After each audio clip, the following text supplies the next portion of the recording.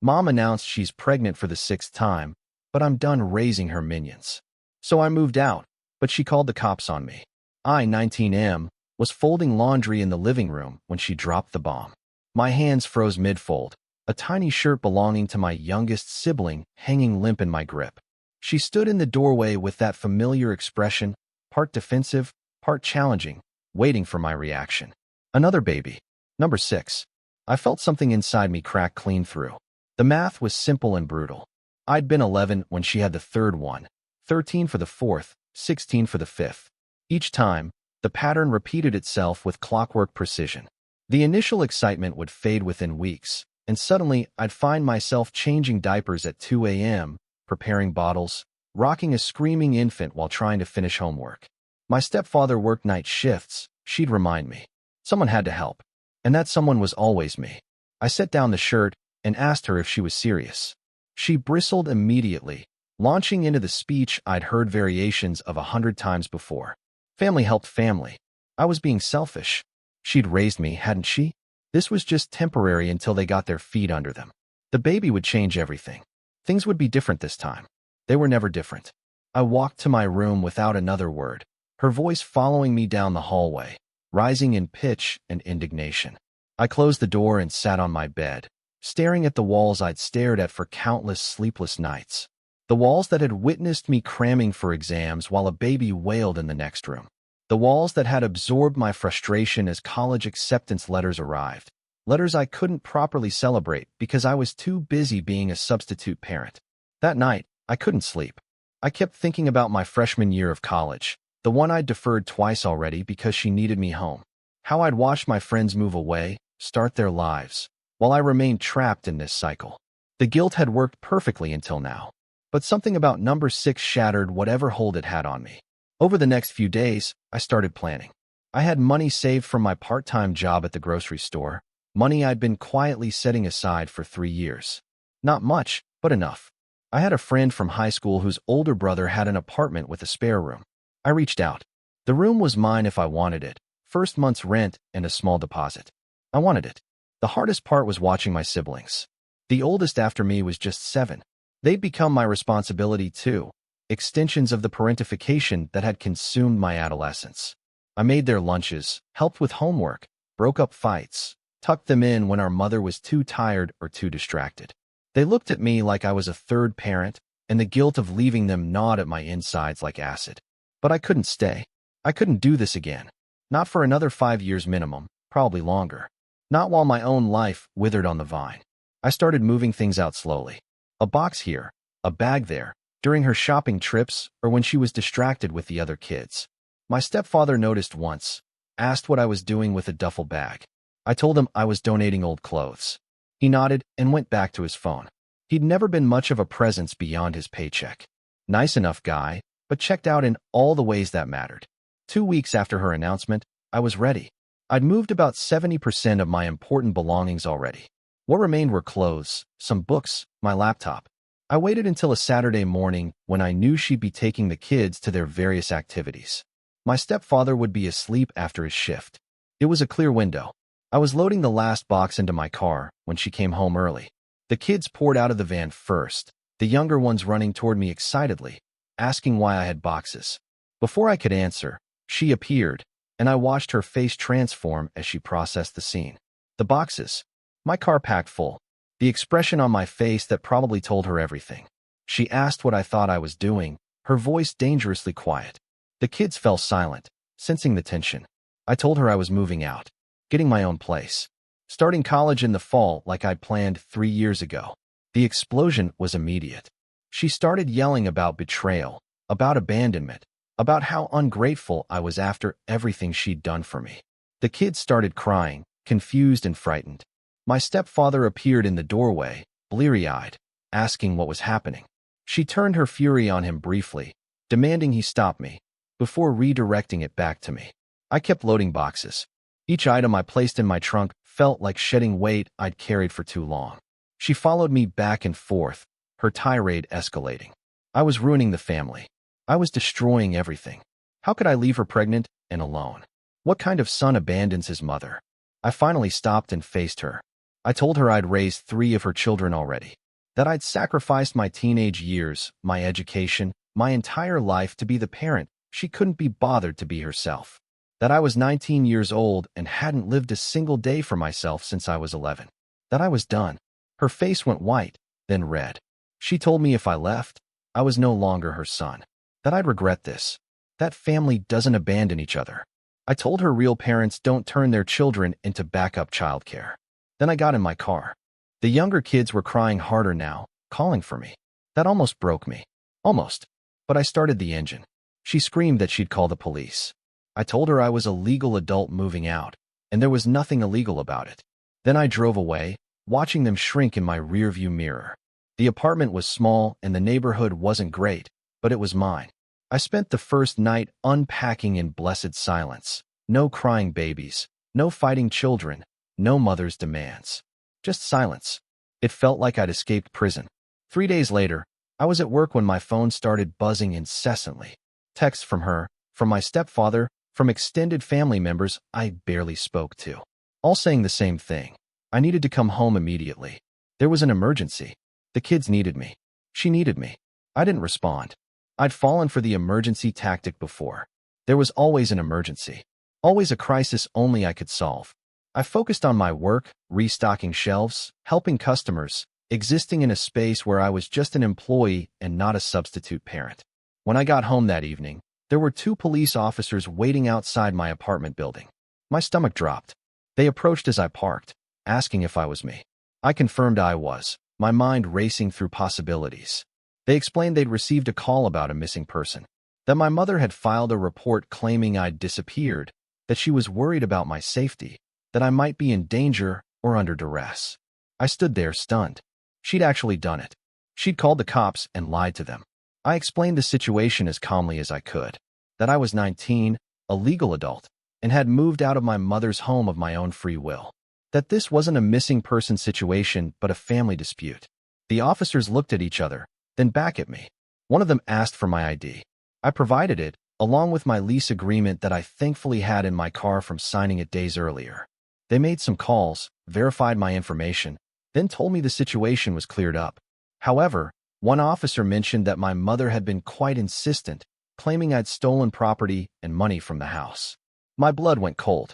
They asked if I'd taken anything that wasn't mine. I told them everything I'd taken belonged to me. Items I'd purchased with my own money, gifts I'd received, personal belongings accumulated over 19 years of life. Nothing of hers.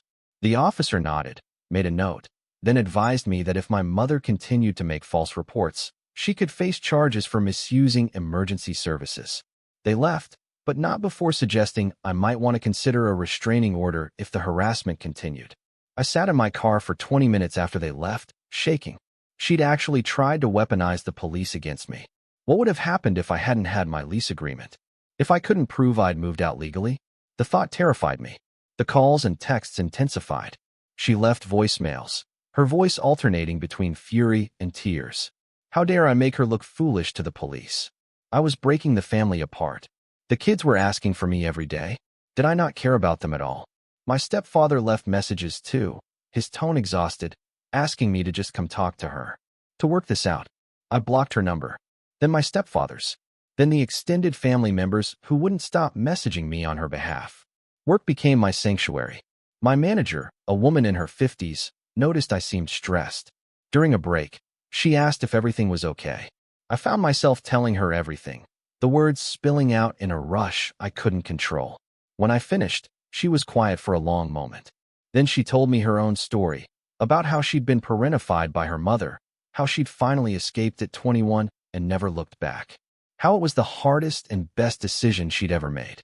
She told me it would get worse before it got better, that my mother would escalate because she was losing her free childcare, that I needed to prepare for more manipulation, more guilt, more attempts to drag me back, but that if I stayed strong, eventually she'd have no choice but to accept reality or cut me off entirely.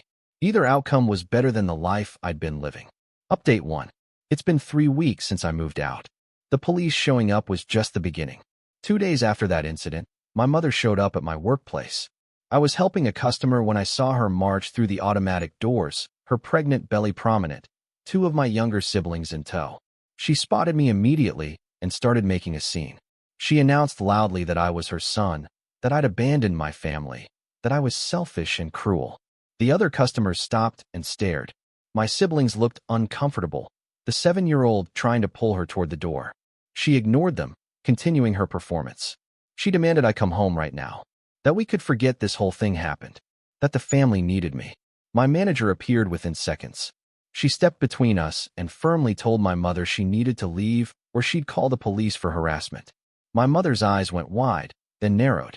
She called my manager horrible names, accused her of poisoning me against my family. My manager didn't flinch. She pulled out her phone and started dialing. My mother grabbed my siblings and left, but not before shouting that I'd regret this. My manager filed a report anyway and helped me get a formal trespassing notice issued. If my mother came to my workplace again, she'd be arrested. I thanked her profusely, but I felt sick. Seeing my siblings used as props in her guilt campaign made everything worse. That weekend, extended family started showing up at my apartment. An aunt came first, the one who'd always been my mother's defender. She launched into a lecture about family obligations and respect. I let her talk herself out, then calmly explained I'd raised 3 children that weren't mine from age 11 to 19, that I'd given up my adolescence, that I was done. She called me heartless and left. Next came a grandmother, my mother's mother. This one hurt more because we'd been close once. She tried the gentle approach, talking about how hard parenting was, how my mother needed support, how I was breaking her heart. I asked her why she didn't help if she felt so strongly. She went quiet, made an excuse about her health, then left. The hypocrisy was staggering. Through all of this, I started therapy. My manager had recommended it, even helped me find a sliding scale clinic. The therapist, a man probably in his 40s, specialized in family trauma. Our first session, I unloaded everything. He listened without interruption, then told me something that made me cry for the first time since leaving. He said I'd been abused. That parentification was a recognized form of child abuse. That what my mother had done wasn't normal or acceptable. That I had every right to leave and protect myself. Hearing it from a professional cracked something open inside me. The guilt I'd been drowning in started to loosen its grip, just slightly. Update 2. It's been 2 months now. The harassment had continued at a steady pace until something shifted last week. I received a message from my stepfather through Facebook, a platform I'd forgotten to block him on. His message was different from before. He sounded defeated. He wrote that he'd finally understood what I'd been telling them. That with me gone, he'd seen firsthand exactly how much I'd been doing. That he was drowning. That my mother was overwhelmed and taking it out on everyone. That the kids were suffering. He didn't ask me to come back. Instead, he apologized. He said he'd been checked out, that he'd let my mother turn me into a third parent while he buried himself in work and sleep. That he should have protected me and didn't. That he was sorry. I didn't know what to do with that apology. Part of me wanted to rage at him, to list every single time he could have stepped up and didn't. But another part felt something like relief that someone finally acknowledged what had happened. I told him I accepted his apology, but that nothing would bring me back to that house. He said he understood and didn't blame me. He did tell me one thing that changed everything. He and my mother were separating. The stress of managing without me, combined with her pregnancy and his growing resentment about how she'd treated me, had broken something fundamental between them. He was moving out next month, getting his own place. He'd be taking the 2 oldest kids besides me, giving them the stability they needed. My mother's family was stepping up to help with the younger ones since her behavior had apparently alienated him enough that he'd finally told them all the truth. The fact that it took him leaving for people to actually help made me furious, but I kept that to myself. He also mentioned that my mother had been served with papers about the false police report. Apparently, after they'd investigated and found it baseless, and after she'd continued to harass me through others, the police had decided to press charges for misuse of emergency services. She was facing fines and possibly community service. I felt nothing hearing that. No satisfaction, no guilt, just numbness. The woman who'd given birth to me had tried to have me arrested for escaping her control, and now she was facing consequences. It felt surreal. Meanwhile, my life had started to take shape. I'd enrolled in community college for the spring semester. My savings were tight, but I'd picked up extra shifts and qualified for financial aid. I'd be starting with a full course load, finally pursuing the education I'd deferred for years. The excitement was tempered by exhaustion, but it was mine. This life was mine. I'd also started dating someone I met at work, a woman who worked in the deli department. Nothing serious yet, but it felt significant because I'd never had time for relationships before. Every spare moment had been consumed by childcare. Now I could actually explore what it meant to be a young adult figuring out life. The guilt still surfaced, especially regarding my siblings. I missed them terribly. The 7-year-old had somehow gotten access to his school email and sent me messages saying he missed me and asking when I was coming home. Each one broke my heart.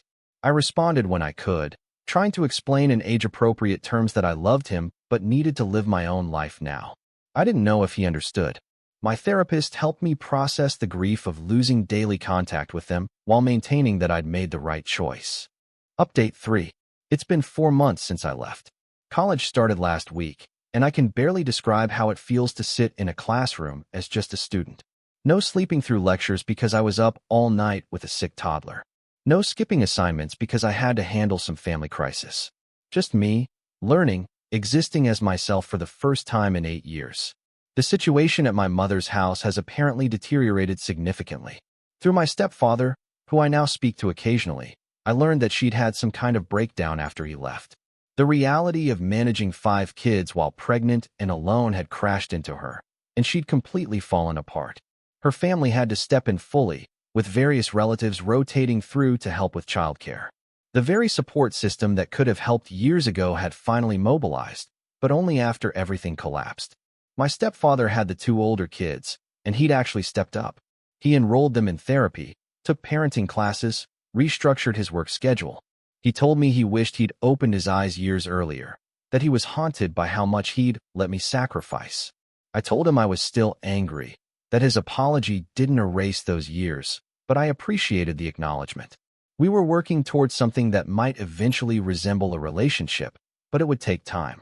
My mother had tried reaching out once more, about 6 weeks ago. She'd sent a letter to my apartment, pages of handwriting alternating between blame and pleading. She needed me.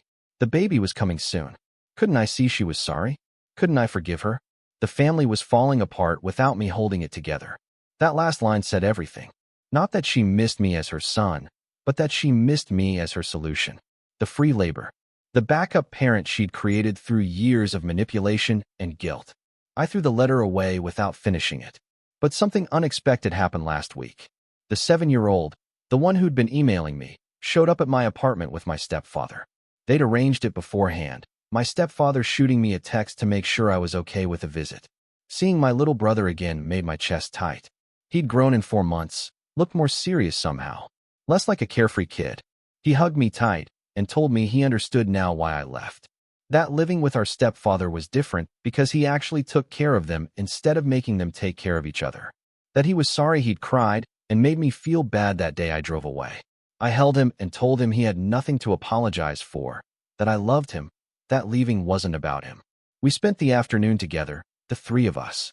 My stepfather stayed mostly quiet, letting us reconnect. Before they left, my brother asked if he could visit again. I told him yes, absolutely, whenever he wanted. My stepfather nodded, promising to make it regular if I was comfortable with that. I was. After they left, I sat in my quiet apartment and realized something had shifted. The guilt that had been choking me for months had loosened considerably. My brother would be okay. My stepfather was actually stepping up. The younger kids had family helping now. I hadn't abandoned them to nothing, even though it had felt that way. They'd landed on their feet because other adults had finally done their jobs. I also realized I'd stopped checking my blocked messages folder obsessively. Stopped jumping every time I saw a car that looked like my mother's. Stopped having nightmares about police showing up to drag me back. The hypervigilance was fading, slowly, replaced by something that felt tentatively like peace. My therapist calls it reclaiming my life. It feels both enormous and simple. I'm just a 19-year-old figuring out college, working a part-time job, building relationships, making mistakes that are mine to make. The life I should have been living all along. I don't know if my mother and I will ever reconcile. Right now, I don't think I want that. Too much damage has been done, too many years stolen. Maybe someday, after she's actually dealt with her issues and taken real accountability. But I'm not holding my breath. Some bridges, once burned, don't get rebuilt. And I'm learning to be okay with that. The baby was born 2 weeks ago, another girl. My stepfather told me, send a picture. She's beautiful. I felt nothing but a distant sadness for her, for the childhood she might have if my mother doesn't change. But she's not my responsibility. None of them are anymore. And that truth, once agonizing, now feels like freedom. I'm building a life that's mine. It's small and sometimes lonely and frequently scary because I'm figuring it out without the family support most people take for granted. But it's mine. Every success, every failure, every boring Tuesday evening studying for exams in my tiny apartment. All of it belongs to me and me alone. That's worth everything I left behind. If you'd like to see more stories like this, a gentle tap on the subscribe button would mean the world to us.